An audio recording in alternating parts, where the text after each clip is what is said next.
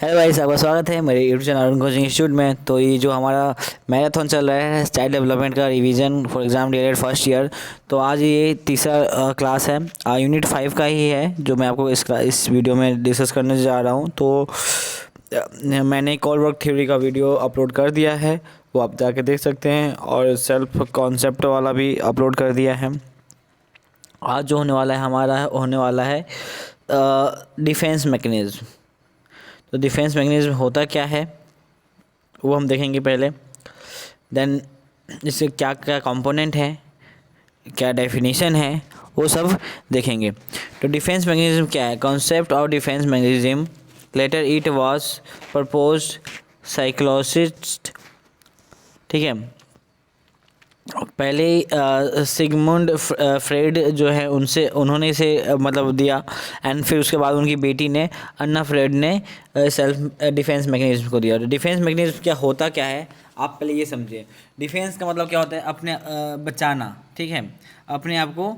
तो इसमें defence mechanism में होता है कि जब हम ऐसे परिस्थिति आ जाती है एंड वहाँ पे हम लोग अपने आप को कोई और रीज़न दे के बचाते हैं, वो होता है defence mechanism.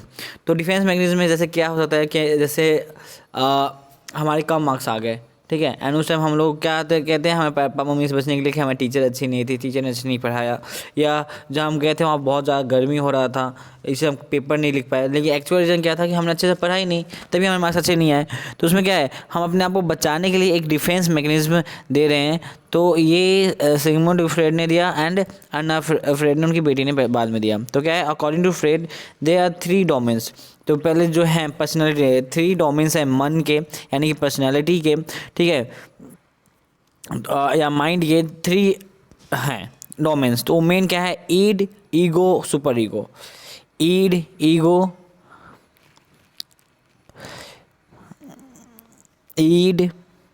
Ego and super ego morality, ठीक है। तो ये क्या होता है? ईड इंस्टिंक्ट होता है जो हमारा मन चाहता है, ठीक है, हमें ये करना है, हमें ये चाहिए, हमें वो चाहिए, ठीक है। एंड ईगो क्या होता है? रियलिटी, वो चीज़ आपको मिली या नहीं मिली वो रियलिटी में आती है। एंड सुपर ईगो, अगर नहीं मिली चलो कोई ठीक है, ठीक है, ठीक है। तो ईड यानी कि जैसे मैं एग्जांपल दूँ, ईड और ईगो है, सुपर ईगो, ये बहुत इंपॉर्टेंट है, एग्ज़ाम में ये आता है, सीटेट के एग्ज़ाम में भी पूछा जाता है, ठीक है। तो ईड का मतलब इंस्टेंट, यानी कि आपके चाह, जैसे आपको कुछ तुरंत अपने फैमिली से चाहिए होता है, ठीक है। अपने पापा से आपने बोल दिया कि पापा मेरे को फ़ोन चाहिए, एप्पल चाहिए, आईफोन चाहिए, ठीक है। तो आईफोन के लिए आपने जिद की, ठीक है, लेकिन वो आपको महंगा है, आपके पेरेंट्स आपको नहीं दिलवा सकते, ठीक है।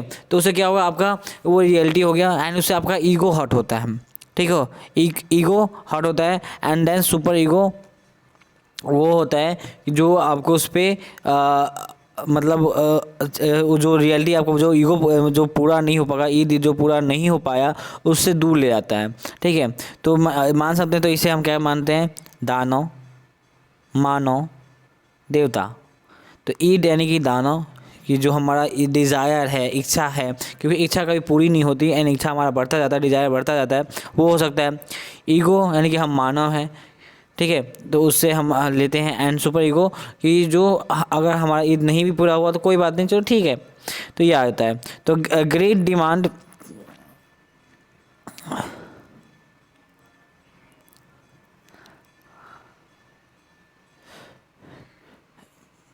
सॉरी,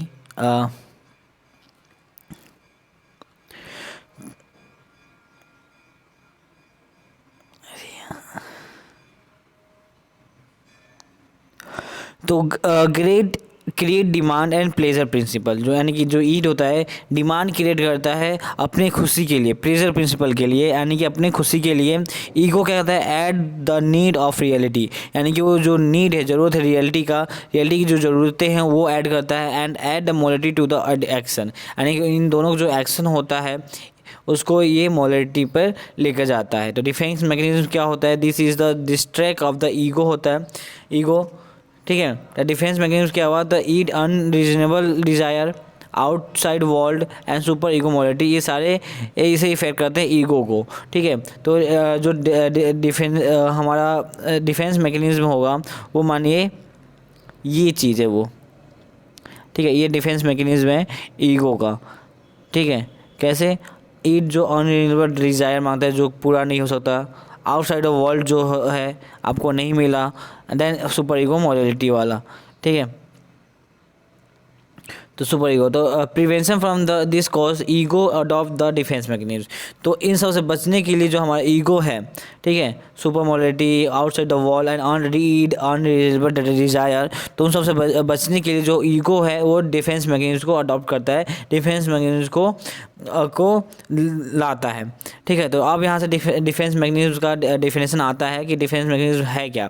तो defence mechanism are the mental mechanism. ये क्या है? मेंटल मैकेनिज्म है that are unconsciously use to protect a person, जो कि ये यूज़ किया जाता है किसी भी पर्सन को बचाने के लिए फ्रॉम अ डिस्ट्रैक्ट, यानी कि जो भी डिस्ट्रैक्शन आ रही है उससे, कॉज बाय द फ्रस्ट्रेशन से हो सकता है, कॉन्फ्लिक्ट से हो सकता है, या arising from the unacceptable thought और फीलिंग, या कुछ ऐसे फीलिंग या थॉट आ सकते हैं जो हमारे ईगो को हर्ट करें, है ना, एंड ईगो को हर्ट करें, और उसके लिए डिफेंस मैकेनिज्म अपनाया जाता है। तो डिफेंस मैकेनिज्म का क्या है? Are the mental mechanism that are unconsciously use to protect a person from distracts and cause by frustration and conflict arising from unacceptable thought और फीलिंग, ठीक है। तो इसे ईगो डिफेंस भी बोला जाता है। तो टाइप्स ऑफ डिफेंस मैकेनिज्म हैं वो क्या है? तो जिसमें पहला है जो फ्रॉइड ने दिया था, वो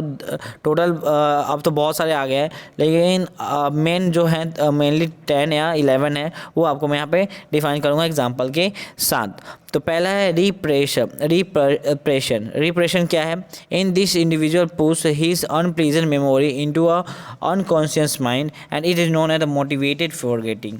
यानी कि यहाँ पे इंडिविजुअल जो आदमी होता है वो अपने आप को एक अनप्लीजेंट, जो उसकी लाइफ में एक ऐसी घटना हो चुकी है जिसे वो भुलाना चाहता है, अनकॉन्शियस माइंड से हटाना चाहता है, तो उसको मोटिवेट यानी कि अपने आप को मोटिवेट करने के लिए, फॉरगेटिंग करने के लिए उस चीज़ को अपना रिप्रेशन देता है। फॉर एग्जांपल मैं अपना एग्जांपल देता हूँ कि जैसे मेरे फादर एक्सपायर किए, है ना, तो जो हम मेट्रो से आते हैं तो कालका मंदिर पड़ता है, कालका जी का मंदिर, तो वहाँ पर मुझे पता चला था, मैं मेट्रो में था एंड वहाँ पर मुझे पता चला कि मेरे पापा एक्सपायर कर गए, ठीक है। तो अब मैं जब भी डायरेक्ट या कॉलेज जाता हूँ तो मुझे वहाँ पे मतलब वो जैसे ही मेट्रो स्टेशन पे या मेट्रो में वो बोला जाता है कि नेक्स्ट स्टेशन कालका मंदिर है, तो वहाँ पर ना चाहते हुए भी मेरा जो अनप्लीजेंट मेमोरी है वो मेरे सामने आ जाता है, अनकॉन्शियस माइंड में आ जाता है, एंड वो सारा साइकिल जो हुआ उस दौरान वो सारा मेरे माइंड में घूमने लगता है, एंड वहाँ पे मैं अनमोटिवेटेड एंड थोड़ा सा लो फील करने लगता हूँ, एंड कभी कभी रो भी देता हूँ। तो उस चीज़ को मैं हटाने के लिए, भुलाने के लिए, इन this individual push his unpleasant memory into unconscious mind, तो उस चीज़ से मैं दूर होने के लिए क्या करता हूँ, ईयरबड लगा के गाने सुन लेता हूँ अच्छे अच्छे, कुछ भजन सुन लेता हूँ, जिससे कि मैं वहाँ से वो डिस्ट्रैक्शन हट जाए, ठीक है, एंड मैं वो फॉरगेट करने की कोशिश करता हूँ कि वो उससे कुछ हुआ ही नहीं है, पापा मेरे साथ ही हैं, ठीक है। तो रिप्रेशन हो गया। तो in this individual push is unpleasant memory into unconscious mind, ठीक है, it is known as motivated forgetting. इसे मोटिवेटेड फॉरगेटिंग से भी जाना जाता है। अब रिग्रेशन, सेकेंड है रिग्रेशन क्या होता है? Individual revert to earlier mode of behaviour and childish behaviour to escape conflict situation and try to explain that they are too immature to face the problem. यानी कि ऐसे भी हमारे फैमिली में जब तक हमारे पापा मम्मी का हम पे हाथ रहता है, तब तक हम उनके लिए एकदम कितने भी बड़े हो जाए चाइल्डिश ही रहते हैं, हमें पापा ही सब कुछ संभालते हैं, मम्मी ही सब संभालती हैं, ठीक है। तो एंड ऐसा भी कभी कॉन्फ्लिक्ट आ जाता है जो हमें देखना पड़ता है, एंड वहाँ पर हम नहीं फेस कर पाते, उस सिचुएशन को हैंडल नहीं कर पाते, तो हम उसमें बहाना देता है कि अभी मैं इतना बड़ा नहीं आऊँ, चाइल्डिश बिहेवियर करते हैं, मैं तो अभी छोटा ही हूँ, मैं इसी सिचुएशन के लिए बना ही नहीं हूँ कि मैं इसे हैंडल कर पाऊँ। तो वो होता है रिग्रेशन। जो डिफेंस मैकेनिज्म है वो है रिग्रेशन, कि individual revert to earlier mode of behaviour, यानी कि वो अर्लियर यानी छोटे होने का वो एक्टिंग करता है, and child behaviour to escape conflict, यानी कि बच्चों वाले जो है बिहेवियर कि मैं तो भी ये कर ही नहीं सकती, मैं तो ये कर ही नहीं सकता, ठीक है, मैं इसके लिए अभी इस प्रॉब्लम को फेस ही नहीं कर सकता, मैं इतना मैच्योर अभी हुआ ही नहीं, मैं तो अभी बच्चा ही हूँ। तो वो आता है, वो जो हम रीज़न देते हैं वो आता है रिग्रेशन में। देन ठीक है, देन थर्ड है रेशनलाइजेशन क्या है? In this individual justify his failure by giving incorrect explanation about the thought and action. देखिए रेशनलाइजेशन यानी कि अगर मानिए कि एग्ज़ाम में कोई लड़का है फेल हो गया, ठीक है, एंड वो क्या कहता है कि मतलब बिल्कुल जो इनकरेक्ट एक्सप्लेनेशन देगा कि जो वहाँ पे मैं गया था तो वहाँ का बेंच अच्छा नहीं था, मैं बैठ नहीं पाया था, तो इसलिए पेपर अच्छे से नहीं लिख पाया, इसलिए फेल हो गया, ठीक है। या तो इसका मेन रीज़न ये हो सकता है कि उसने तैयारी अच्छी नहीं की, इसीलिए उसका पेपर नहीं हुआ एंड वो फेल हो गया। लेकिन वो अपने फेलियर को छुपाने के लिए अपने जो उसका ईगो है वो हर्ट ना हो, उससे डिफेंस मैकेनिज्म देने के लिए रेशनलाइजेशन का उपयोग करता है। रेशनलाइजेशन यानी कि उस चीज़ से हटाकर कुछ ऐसा इनकरेक्ट बिहेवियर दे देता है जिसे वो कर सकता है। जैसे आपने सुना होगा ना, ये कहावत हिंदी में, नाच ना जाएंगे आंगन टेढ़ा, नाचने आता नहीं है, हम आंगन को दोष देंगे आंगन टेढ़ा है, ठीक है। तो वो सेम यही है रेशनलाइजेशन वाला, कि मतलब उसे फेलियर को, अपने फेलियर को एक्सेप्ट ना करके, अगर एक्सेप्ट कर ले तो फिर आपका सुपर ईगो में आ जाएगा, यानी मोलरिटी में आ जाएगा, है ना, देवता वाले में आ जाएगा। लेकिन एक्सेप्ट ना करके ईगो हर्ट ना हो, उसके लिए हम क्या कहते हैं, यार पेपर ही बहुत आया था, टफ आया था, या आउट ऑफ सिलेबस आ गया था, हमने पढ़ा ही नहीं था, ठीक है। तो ये सब रीज़न आ सकता है रेशनलाइजेशन में, जो कि ये है। देन क्या है, कंपेंसेशन। कंपेंसेशन क्या है, individual try to make up for his failure in one area by directing his energy and achieving success in another area. यानी कंपेंसेशन यानी कि individual try to make up for his failure in one area by directing his energy, ठीक है, and achieving success in another area. मतलब वो individual है जो चाहता है, ठीक है, जो चाहता है कि हिज फेलियर को डायरेक्टिंग करने के एनर्जी में, जो एनर्जी है उसका किसी और काम में लगा कर, ठीक है, and achieving success in another area. तो कंपेंसेशन में individual try to make up for his failure in one area by directing his energy, ठीक है, अपने एनर्जी को लगाकर, and achieving success in another area, दूसरे एरिया में पा लेता है। तो कंपेंसेशन आ गया। कंपेंसेशन है कि इस एरिया में नहीं हुआ तो दूसरे एरिया में चला गया, ठीक है। Then projection. In this individual try to lessening his own guilt by blaming other for his failure, thus justify his action। यानी कि इस पर एक क्वेश्चन भी आया था प्री फाइनल में कि एक 3rd क्लास का बच्चा है, उसके कम मार्क्स आते हैं, तो वो क्या रीज़न देता है, तो वो कौन से में आएगा, प्रोजेक्शन में आएगा क्या इसमें आएगा। तो in this individual try to listening his own guilt, यानी कि वो बस अपना गिल्ट सुनता है, बाय ब्लेमिंग अदर, दूसरों को ब्लेम करके, for his failure to justify his action, अपने एक्शन को जस्टिफाई करने के लिए दूसरे को ब्लेम करता है, ठीक है। देन है identification. A person reduce his tension through achievement of other person और group with whom they are closely attach. यानी कि आइडेंटिफिकेशन वो डिफेंस मैकेनिज्म है जहाँ पे वो बंदा खुद तो नहीं कर पाया, लेकिन अपने दूसरों में वो अचीवमेंट देख लेता है, ढूंढ लेता है। जैसे कोई किसी के माता पिता हैं, किसी मम्मी है जो डांसर बनना चाहती है, वो डांसर नहीं बन पाती हैं, लेकिन उनकी बेटी है, उनका लड़का है, उसमें उसे वो डांसर बनाती हैं, तो वो एक अचीवमेंट से वो खुश हो जाते हैं। सॉरी 2 मिनट वेट करना पड़ेगा। तो आइडेंटिफिकेशन यानी कि person reduce his tension through achievement, जो अपने उसका जो टेंशन था वो दूसरे के अचीवमेंट से कम करने की कोशिश करता है। जैसे मैंने एग्जांपल दिया कि कोई फादर है, वो खुद गवर्नमेंट जॉब नहीं ले पाया, ट्राई करता था, लेकिन अब उसके बच्चे ने गवर्नमेंट जॉब ले लिया, तो उसी में उसे खुशी मिल जाती है। एंड जो उसे क्लोजली अटैच हो, ये बोला गया क्लोजली अटैच, यानी कि person reduce his tension by through achievement of other person और group with whom they are closely attach, ठीक है। देन उसके बाद है सब्स्टिट्यूशन क्या है, if individual is unable to achieve a higher goal then he substitute with a closer aim which is comparatively easy to achieve. यानी कि substitution यानी कि किसी का हायर गोल है अचीव करने, यानी कोई IAS बनना चाहता है, कोई डॉक्टर बनना चाहता है, कोई JEE मेंस क्लियर करके कहीं हाई प्लेसमेंट लेना चाहता है, लेकिन वो नहीं कर पाता वो सब चीज़ें, लेकिन उसे एक छोटी मोटी गवर्नमेंट जॉब भी मिल जाती है, तो उससे वो खुश हो जाता है, ठीक है। तो if individual is unable to achieve a higher goal, अगर वो इंडिविजुअल हायर गोल अचीव करना चाहता है, and then he substitute with lesser aim, and लेकिन उसे मिलता क्या है, थोड़ा उसका कम मिलता है, which is comparatively easy to achieve, यानी कि जो ईजी है कंपेयर, यानी कि मानिए SSC CGL है वो हाई है, अगर वो नहीं मिलता तो SSC MTS लेके ही नौकरी लेकर खुश हो जाते हैं कई लोग, ठीक है। तो क्या है, बस गवर्नमेंट जॉब होना चाहिए, तो वो आ जाता है सब्स्टिट्यूशन में। देन सब्लिमेशन क्या होता है, in this socially unacceptable impulse और idea are transform into social acceptable action. तो ये सब्लिमेशन में क्या है कि जो सोशली अनएक्सेप्टेबल अनएक्सेप्टेबल इम्पल्स हैं और आइडिया हैं जो कि सोशली नहीं, मतलब समाज के तौर पे उसे एक्सेप्ट नहीं किया जा सकता और आइडिया को, लेकिन transform into social acceptable action, यानी कि उसे एक्शन में लाया जा सकता है, ट्रांसफॉर्म कर दिया जाता है सोशल एक्सेप्टेबल एक्शन में। ठीक है। नेगेटिविज्म क्या है? It imply giving a negative remark, इस यहाँ पे हम नेगेटिव रिमार्क देते हैं to demanding a situation and thus evade a responsibility by stubborn and rebellion attitude, यानी कि नेगेटिविज्म यानी कि हो गया जिद्दीपन जो होता है। ठीक है। तो it implies a negative remark to demanding a situation, किसी सिचुएशन को, जैसे बच्चे हैं शुरू में क्या करते हैं, कुछ उन्हें चाहिए होता है, नहीं चाहिए होता है तो क्या होता है, लेट जाएंगे रोड पे, जैसे हम भी किए हैं अपने छोटे में कि अगर हम खिलौना दिलाने के लिए कहते थे मम्मी को खिलौना दिला दो, खिलौना दिला दो, और खिलौना नहीं मिला तो क्या करते थे, हम लेट जाते थे वहीं पे, एंड रोड पे ही नहीं मुझे चाहिए, पाँव हाथ पटकने लगते थे, तो क्या है, नेगेटिविज्म है। ठीक है। तो यानी कि वहाँ पर हमारा ईगो हर्ट हुआ, हमारी मम्मी ने बोला नहीं दिलाऊंगी, पैसे नहीं है। ठीक है। तो वहाँ पर हमारा ईगो हर्ट हुआ, एंड ईगो हर्ट करने के लिए उसे डिफेंस मैकेनिज्म अपनाने के लिए हमने नेगेटिविज्म का सहारा लिया।